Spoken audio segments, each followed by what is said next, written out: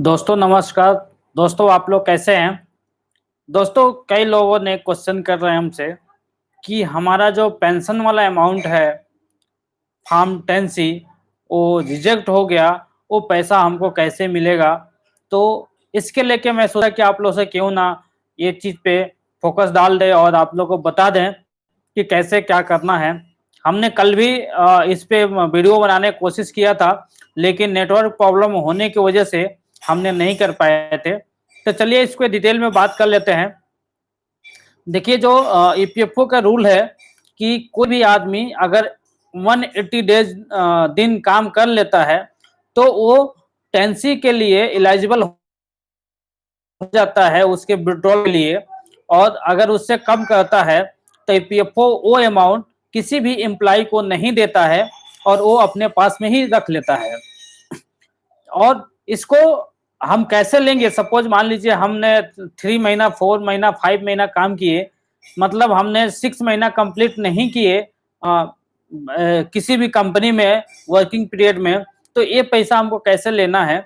Simple सा चीज है कि अगर आप जॉब में नहीं है, जॉब छोड़ दिए, तो आप केवल 19 अमाउंट जो होता है पीएफ वो फॉर्म सिंगल अप्लाई कीजिए। आपको ये मालूम होगा कि हम 2 बार अप्लाई कर सकते हैं, एक 10C और एक 19, दोनों अलग-अलग अप्लाई होता है। इसीलिए तो आप सबसे पहले आप पीएफ वाला अमाउंट जो 19 होता है वो आप विड्रॉल कर लीजिए और 10C को गवर्नमेंट के पास में ही छोड़ दीजिए। और जब जैसे ही न्यू कंपनी में आप ज्वाइन करेंगे तो वो अमाउंट आप वहाँ पे ट्रांसफर कर सकते हैं। जैसे भी ट्रांसफर करेंगे, चूंकि ये गवर्नमेंट के पास ही जमा रहता है, लेकिन आप उसमें जमा करेंगे तो वो आपका अमाउंट उसमें कवर हो जाएगा। दूसरी चीज कि उस हिसाब से क्या होगा कि आपका जब भी आप विड्रॉल करेंगे तो ये भी अमाउंट आपका उसमें मिल जाएगा, वो कंटिन्यू हो जाएगा। सबसे बेटर मैं यही आपसे बोलूंगा कि अगर 4-5 महीने से कम, 6 महीने से कम आप जॉब कर रहे हैं तो कोई भी अमाउंट विड्रॉल ना करें और दोनों अमाउंट आप डायरेक्ट ट्रांसफर कर दें दूसरे अमाउंट में।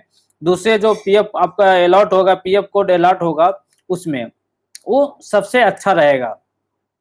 दोस्तों आप लोग का अगर कोई सवाल भी है तो आप बीच-बीच में कमेंट करके पूछ सकते हैं, क्योंकि बहुत लोग मेरे को व्हाट्सएप पे मैसेज करते हैं, कॉल भी करते हैं। तो मैं यही सोचा हूँ कि क्यों नहीं हम लाइव सेशन जाके कुछ लोगों का जवाब दे दिया जाए, क्योंकि अभी क्या है कि लोग डेली कम से कम 15-20 कॉल कर ही देते हैं पीएफ के बारे में जानकारी है, ईएसआई के लिए। तो हमको काफ़ी टाइम उसमें मेरा ज़ाया हो जाता है बताने में ही। तो अभी मैं सोचा हूँ क्यों ना ये डेली 1-1 घंटा और आधे घंटे तक लाइव जाए और जिनका भी क्वेश्चन रहेगा वो लोग हमसे इजीली पूछ सकते हैं।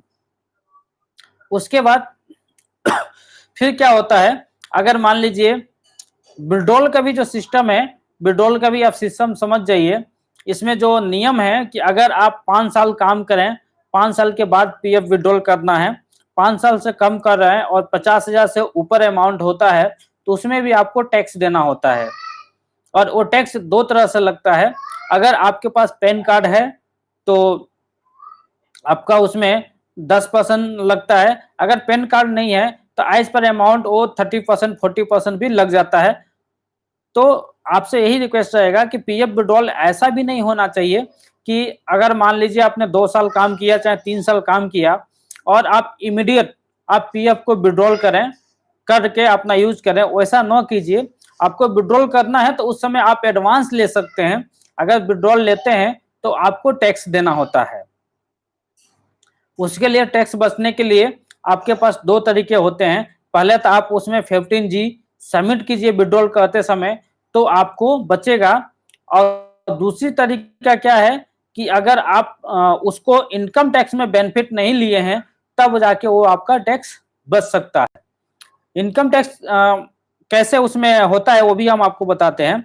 जैसे 80D में जो हम क्लेम करते हैं, जो 1.5 लाख का लिमिट है, अगर कोई आदमी उसमें क्लेम करता है, जैसे उसमें जो 1.5 लाख में होता है, पीपीएफ होता है, एलआईसी होता है, पीएफ अमाउंट होता है, ये सारी चीजें करके हमको 1.5 लाख होता है, वो इसमें ऐड होता है। अगर आप लोग भी इसमें ऐड करके और आप हर साल क्लेम करते हैं तो आपको मिनिमम 3 साल जॉब छोड़ने के बाद पीएफ को कंटिन्यू गवर्नमेंट के पास रखना पड़ेगा एज ए इन्वेस्टमेंट जैसे, क्योंकि कोई भी जो इनकम टैक्स में बेनिफिट लेता है आदमी, उसको 3 साल का लॉक इन पीरियड होता है। 3 साल के पहले अगर आप विड्रॉल करते हैं तो उसमें टैक्स लगता है।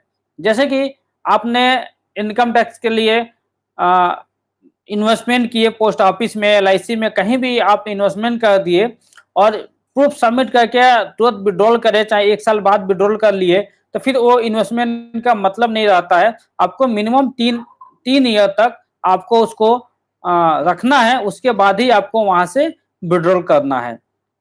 तो नहीं अगर विड्रॉल करेंगे तो जब भी आप उसको लेंगे तो आपका जो टैक्स बेनिफिट आपने अगर टैक्स बेनिफिट उससे लिया है तो वो वहां से टैक्स बेनिफिट नहीं मिलेगा, वो आपका कटिंग हो जाएगा।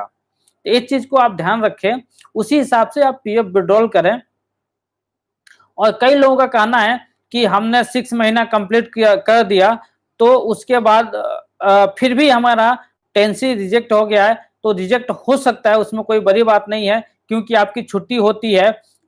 बाय मिस्टेकली एम्प्लॉयर भी कभी कभी आपको छुट्टी दिखा देता है, एनसीपी डेज दिखा देते हैं, जो कि कभी कभी आप रहते नहीं है, फिर भी उस तरह से दूसरे को डालने की कोशिश करते हैं, किसी और में पड़ जाता है, क्योंकि जो सीट मेंटेन होता है वो एक्सेल में रहता है मैक्सिमम।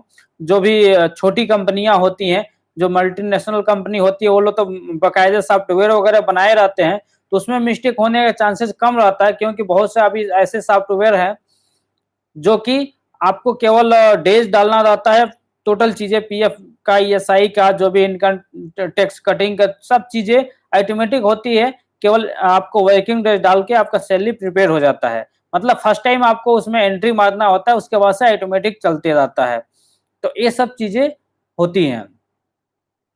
तो अगर आप लोग भी ऐसे हैं, ऐसे कंपनी में काम कर रहे हैं, तो आप उसको ध्यान दें। और एम्प्लॉयर से भी रिक्वेस्ट है कि अभी जो मैक्सिमम लोग जो कोविड की वजह से पीएफ विड्रॉल कर रहे हैं, सबके सामने करीब करीब 50% लोगों के सामने ये परेशानियां आ रही है कि हमारा जो पीएफ का अमाउंट है उसमें जो डेट ऑफ जो एनसीपी डेज है उसमें लेके प्रॉब्लम आ रही है।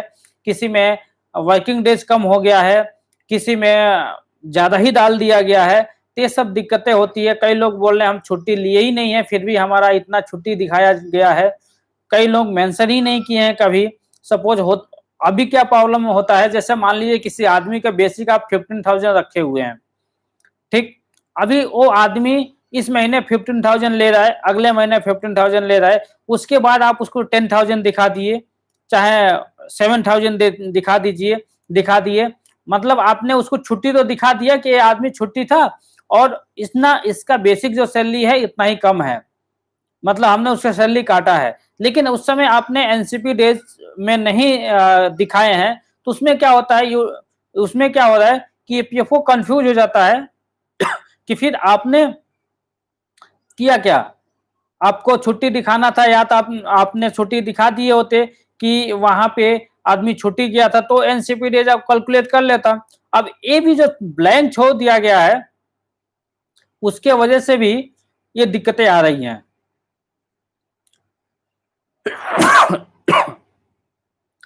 तो आप लोग सभी से यही रिक्वेस्ट है कि अगर किसी का एम्प्लॉय का सैलरी कटिंग कर रहे हैं तो आप एनसीपी डेज जरूर डालें, ताकि उनको पीएफ विड्रॉल करते समय कोई परेशानियां ना हो। दोस्तों मैं आशा करता हूं कि वीडियो पसंद आया आपको। मेरे वीडियो को लाइक कीजिए और शेयर कीजिए। अगर आप अभी तक मेरे चैनल को सब्सक्राइब नहीं किए हैं तो हमारे चैनल को सब्सक्राइब करें। आप हमें कमेंट करके पूछ सकते हैं, हम आपको रिप्लाई देंगे। आप मेरे को व्हाट्सएप पे भी मैसेज डाल सकते हैं, और बहुत जल्दी मैं लाइव सेशन करने के लिए टाइमिंग आपको बांधेंगे, जिसमें कि आप लोग चार्ट करके आप क्वेश्चन पूछ सकते हैं। धन्यवाद।